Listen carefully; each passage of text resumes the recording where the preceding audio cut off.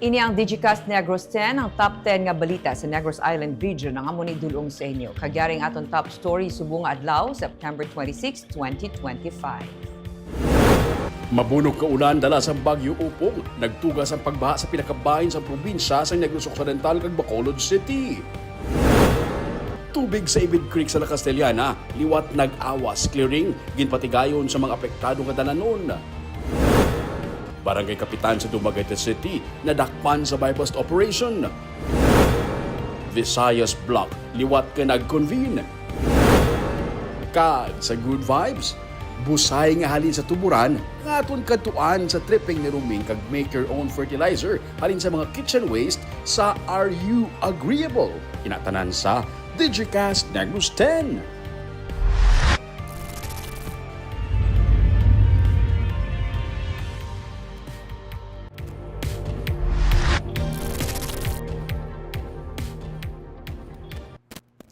Sa number 10, mabunok nga ulan nagtugas ang pagbaha sa pila ka banwa kag syudad sa Negros Occidental kag Bacolod City. May 255 ka pamilya o kon 1,257 ka persona sa Bacolod City ang gin-evacuate bangod sang pagbaha dala sang mabunok nga ulan. Ini base sa 2:50 PM nga datos sang Bacolod City. Sa GK Tinagong Paraiso sa Zone 3 sa Banago, may gin-rescue kag gin-evacuate. Nagdanga tubtub sa hawak ang tubig baha dala sa mabunok nga ulan sa lugar. Sa Barangay Pahanokoy naman, nagpatigayon man sang rescue operation sa purok hanap buhay bangod sang pagbaha.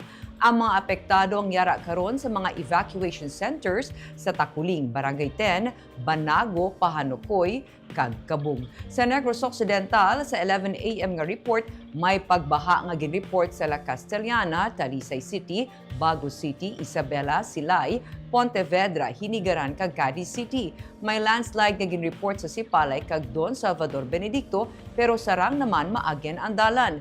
May siyam ka pamilya nga gin-evacuate sa Silay City. As of 3 PM naman sa post ni Mayor Miguel Angelo Yulo, may 78 ka pamilya o kung 261 ka persona ang gin-evacuate sa Isabela. Sa hinubaan as of 3 PM, may napulo ka pamilya ang gin-evacuate. Abiso ni Governor Eugenio Jose Lacson nga kung may patigayunon nga preemptive evacuation, magsunod na lamang sa otoridad.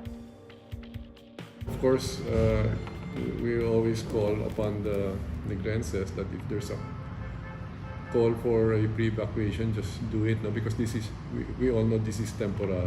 Maybe in a matter of one day lang, you can come back already.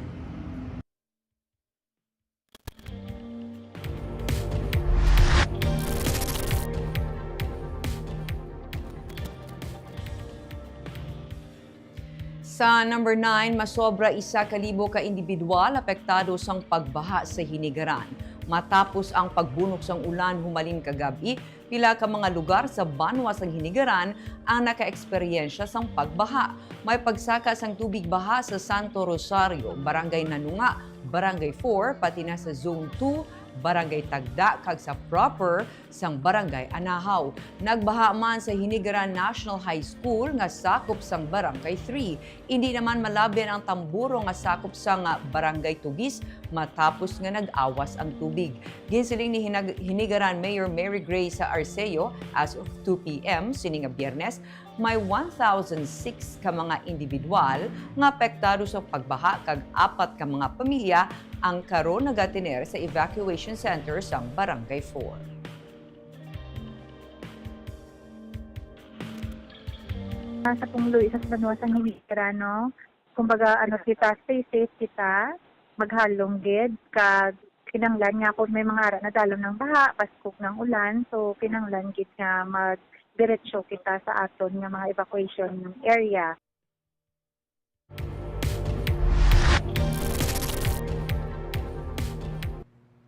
Sa number 8, readiness at check, ginpatigayon sang Regional Director sang BFP sa Bacolod City Fire Station. Sinilamang nga hapon ginbisita ni Fire Superintendent Rodolfo Denaga, ang Regional Director ng Bureau of Fire Protection sa Negros Island Region, ang Bacolod City Fire Station agud personal nga makita ang kahimtangan kag kahandaan sa mga bumbero sa syudad karon nga nagapanghalit ang bagyo nga upong. Pag-abot ni Denaga, ginpresent ni Fire Inspector Jemery Tapiro, ang Deputy City Fire Marshal sa Bacolod, ang hugos nga puwersa sa Bacolod City Firefighters nga nakahanda kag preparado magresponde sa kalamidad o kung emerhensya nga matabo. Samtang si Fire Superintendent Jenny May Masip, ang City Fire Marshal, nagpasalig nga paday ng ilang commitment nga masiguro nga kumpleto ang personnel, kagamitan kag resources sa BFP Bacolod para sa pagserbisyo sa publiko para sa seguridad sang pumuluyo. Ang BFP ang masako sa pag-rescue sa pila ka mga pumuluyo kaina nga na-stranded sa ilang mga lugar bangod sang pagbaha.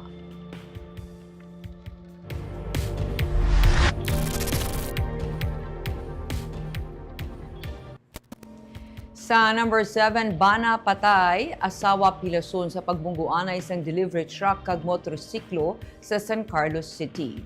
Ginbawian sang kabuhi ang bana samtang pilason naman ang iya asawa matapos mabungguan ang ila ginasakyan nga motorsiklo sang delivery truck sa sitio Merkulesan, Barangay Prosperidad sa San Carlos City. Nagwa sa investigasyon sang kapulisan nga gikan Bacolod City kag padulong San Carlos ang delivery truck sang iniya naglapaw sa pihak nga linya kag nabungguan ang mag-asawa. Gikan sa isa ka punsyon sa sitio Maragoos ang mag-asawa kag papauli na kuntani sa ilabalay sa Barangay Quezon sa San Carlos City sang nagluntad ang insidente. Bangod sang impact, nagtabog ang mag-asawa samtang nagsuok pa sa pangunahan nga bahin sa delivery truck ang ila motorsiklo.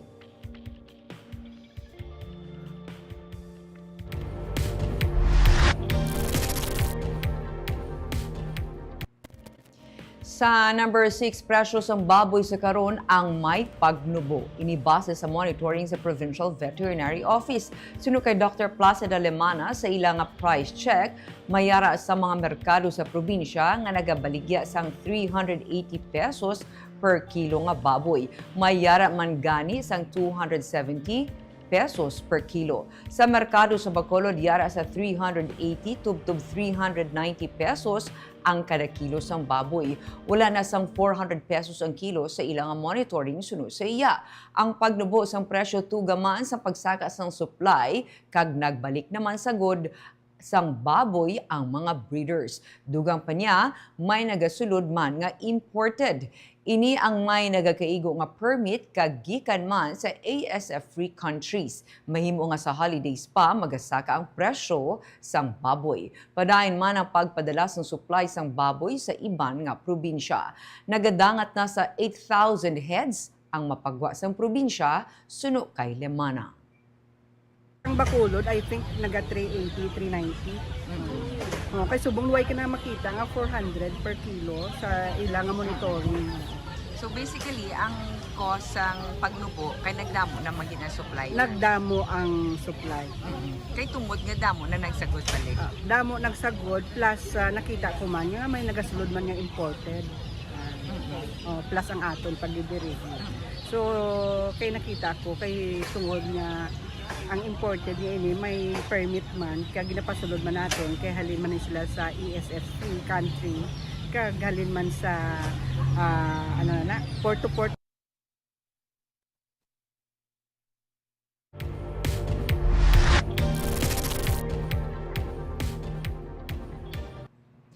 Sa number 5, drug den sa Bacolod gin-dismantle. 5 ka persona dako. Ginsulod sa otoridad ang isa ka ginakabig drug den sa Purok Tahong, Barangay 2 sa Bacolod City, Huwebes sang hapon. Didto kag naaktuhan ang 5 ka mga persona nga yara sa sulod sang hulot. 3 sa mga gindakop ang residente sa Bacolod, samtang ang 2 ang taga Silay City kag Cabancalan City. Nakumpiskar sa otoridad ang 16 ka sachet sang suspected shabu kag drug paraphernalia. Ginpangunahan ang raid sang katapos ang Philippine Drug Enforcement Agency upod ang Special Operations Unit sang PNP Drug Enforcement Group kag Coast Guard Intelligence Unit Unit, Southern Negros Occidental.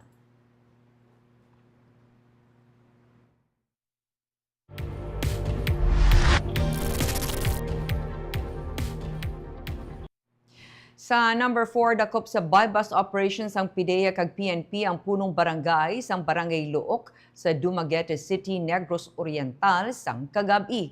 Natabo ang operation sa Barangay May Tubig matapos makabaton sang impormasyon ng otoridad nga nagatransaksyon sang iligal nga droga ang punong barangay. Base sa records sang PNP, ginkilala lamang ang gidakop kay alias Ina. Magluwas sa buy-bust item, may 16 pa ka mga sachets ng suspected shabu nga nagabugat sang 4 grams nga nakuha pagid sa iya.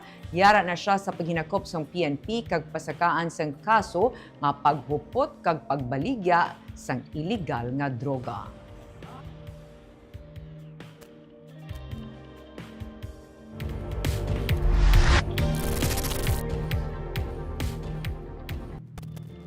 Sa number 3, liwat nga nag-convene ang Visayan bloc. Inibase sa post ni Bacolod Representative Alfredo Abelardo Benitez kung sa diin nakasaad nga iya gintipon bilang lead convener sang Visayan bloc ang kaupod ng mga tiglawas sa Kongreso gikan sa Visayas.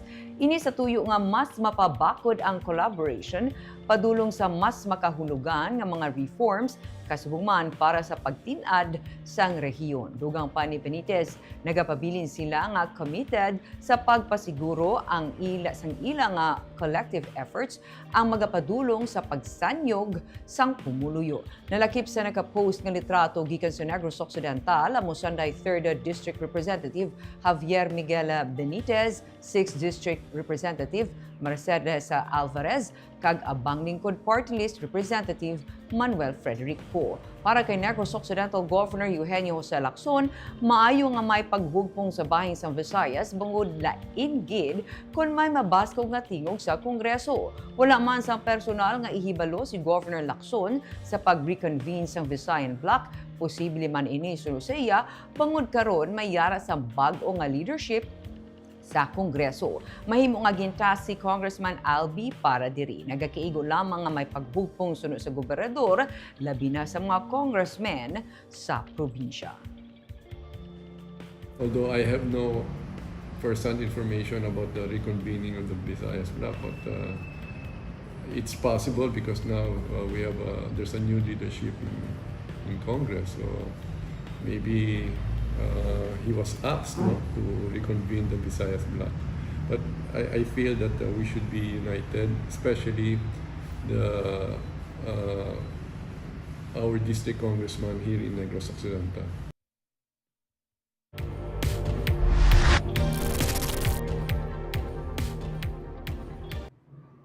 Sa number 2, tubig sa Ibid Creek sa Lacasaliana, liwat nag-awas. Clearing ginpatigayon sa apektado nga dalanon.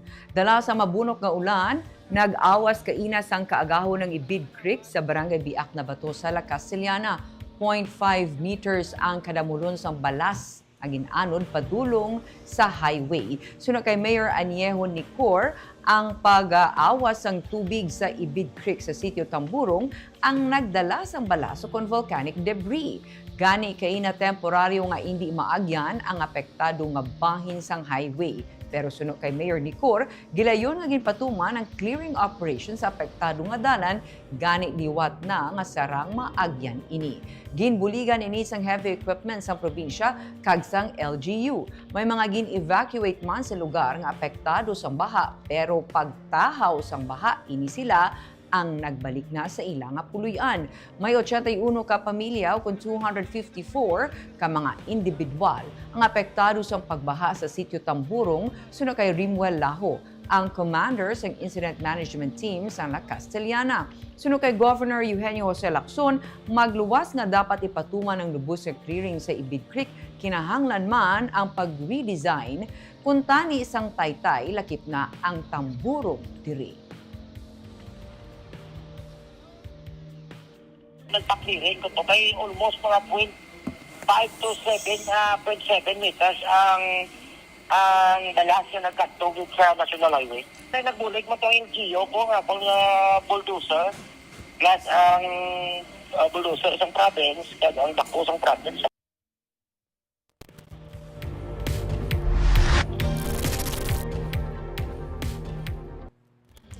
Kag sa number 1, Bagyo Opong ang nagaamat-amat na palapit sa West Philippine Sea pero maulanon nga panahon magapadayon sa Visayas bangod sang habagat. May posibilidad nga may bag-o na naman nga LPA nga magporma. Anom na ka beses nga naglandfall ang Bagyo Opong humalin kagabi tubtob sang udto. Imbes nga magsaka ang bagyo, nangin westward ang sining nga movement o kung nagpatakilid kag inibangod sang high pressure area sa iya nga ibabaw. Subong nga hapon o kung gabi ginapaabot nga yara na ini sa West Philippine Sea kag buwas sa hapon, magwa na ang bagyo sa Philippine Area of Responsibility. Ang malapad nga parte sa Luzon kag Visayas mga eksperyensya sa maulan nga panahon sa gihapon, ilabi na ang sa western portion bangod sang hangin habagat nga amo nagadala sang madamol nga ulan. Palaabuton sa gihapon nga may mga pagtupa sa madamol nga ulan pati na sa Negros Occidental.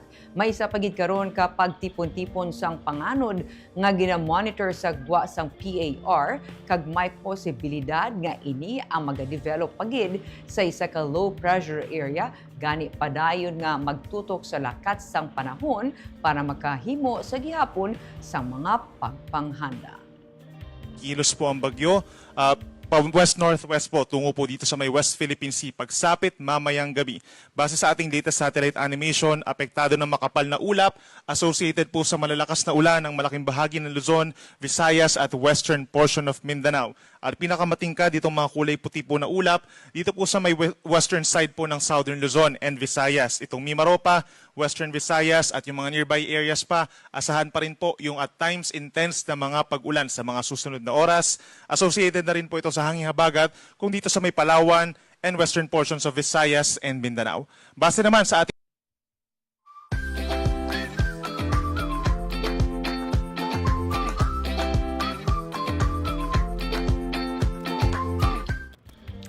Yari naman ang pabalo namon nga pang pag-good vibes sini nga weekend. Nakahibalo kamo bala nga in less than an hour nga drive halin sa Bacolod, may pwede makatuan nga busay nga ang tubig halin sa tuburan? May busay man kag daw ara ka lang sa forest ang vibes kun ara ka diri. May malapad nga campsite para sa mga gusto mag-overnight kag i-enjoy ang nature trip. Ini ang katuan tabuas sa tripping ni Ruming.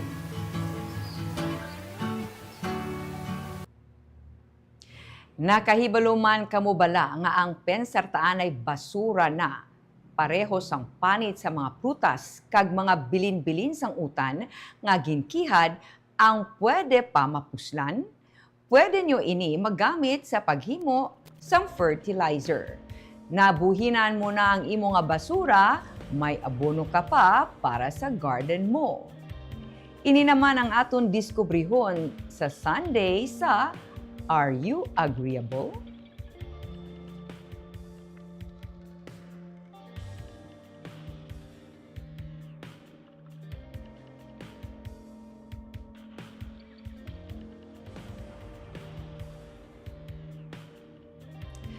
Kag amo yato ang top 10 stories of the day, tubtob sa Lunes. Ako si Barbara Mijares. Maayong gabi.